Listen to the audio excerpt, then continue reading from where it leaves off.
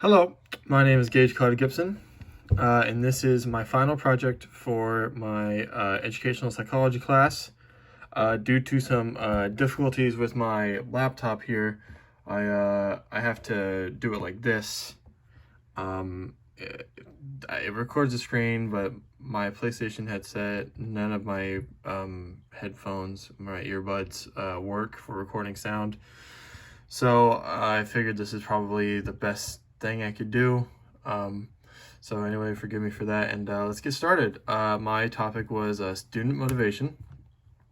So the practical real-world situation that I came up with was Jake is a bright student, but often he either doesn't apply himself or just simply isn't interested with what's going on in the class. And lectures and standard teaching methods don't seem to be cutting it. So, things like just lecturing from the top of the class, giving bland simple assignments, those things just aren't seeming to work.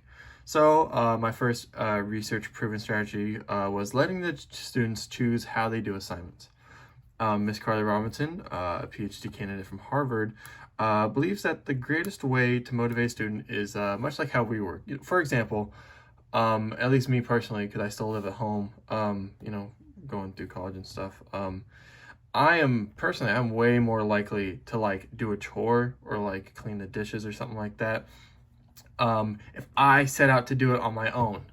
And much like Robinson says here, students, like adults, tend to be more motivated to complete a task and perform better on it when they choose to engage in the task themselves rather than having the task chosen for them. I feel that a lot. Like if my mom, if she's like, hey, clean the kitchen, I'm like, oh my God, I have to clean the dang kitchen. But if I'm home alone and I see that the kitchen's dirty, I'm like, oh, I'll do that because I want to do it, and so it's me choosing what I do, not someone choosing it for us. And here's how I would apply it to Jake into the classroom.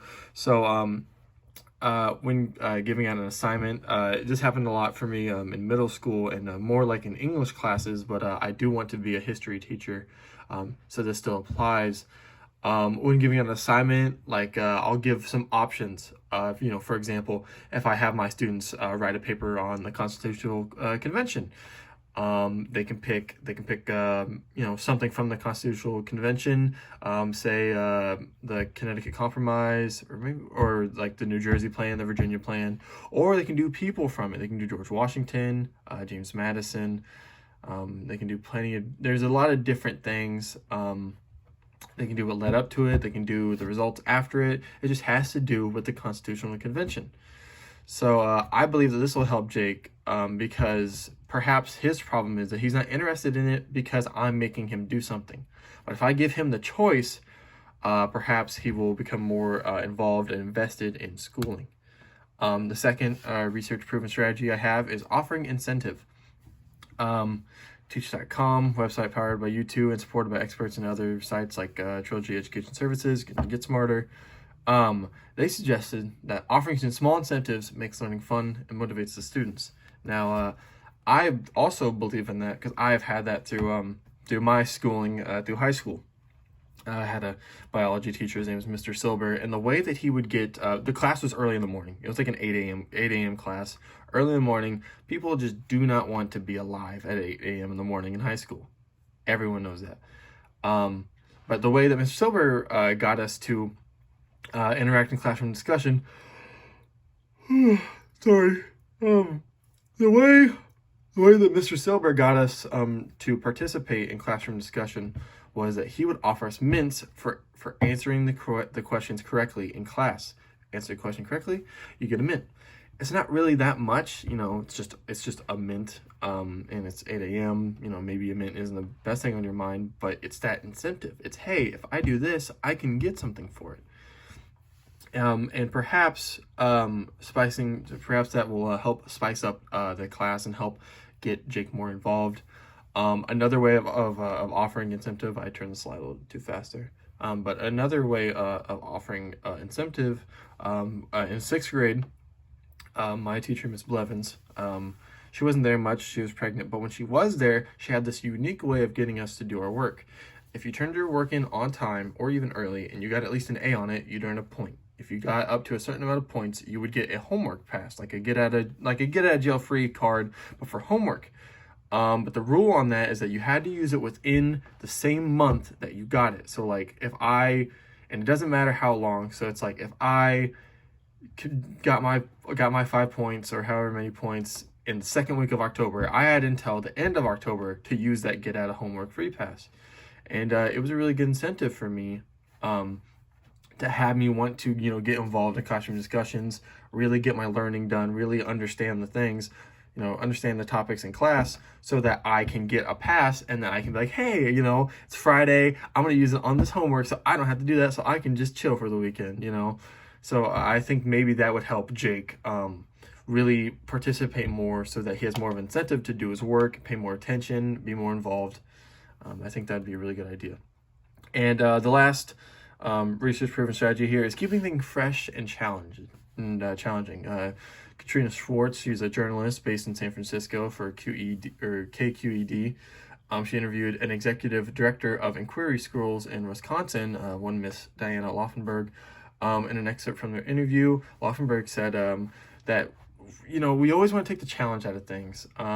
But when you take the challenge out of things, it makes things less interesting. And I feel that because if something is easy, it gets boring. And I really do feel that. So going back to my high school days once again, I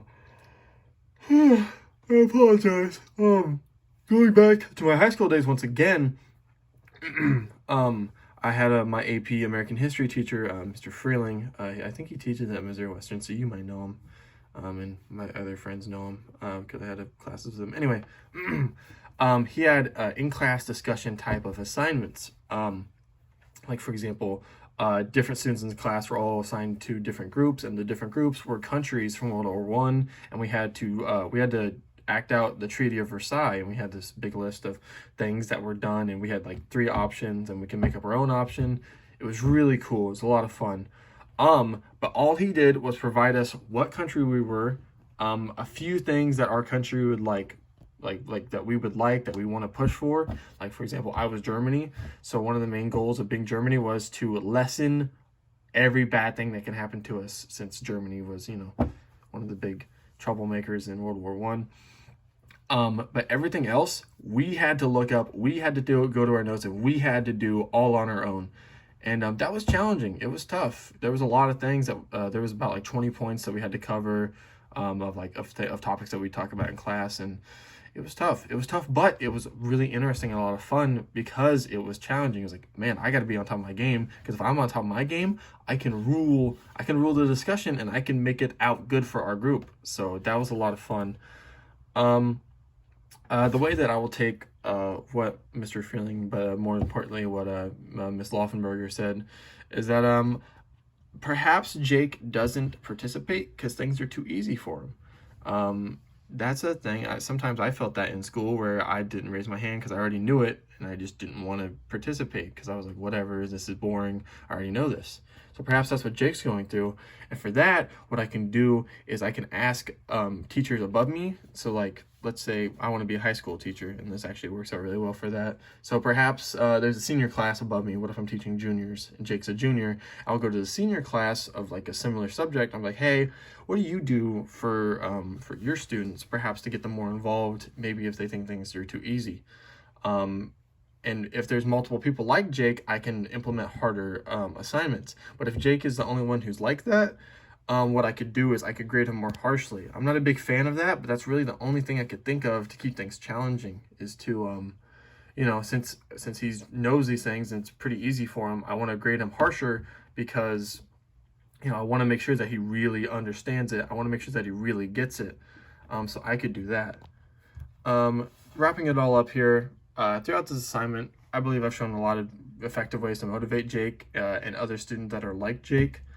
From giving incentives, to keeping things fresh and challenging, to even giving Jake and the other students the ability to choose how they do assignments. I believe that I have shown many effective ways to motivate my students. And this is the reference page, and that is it. So thank you, and all right, have a nice day.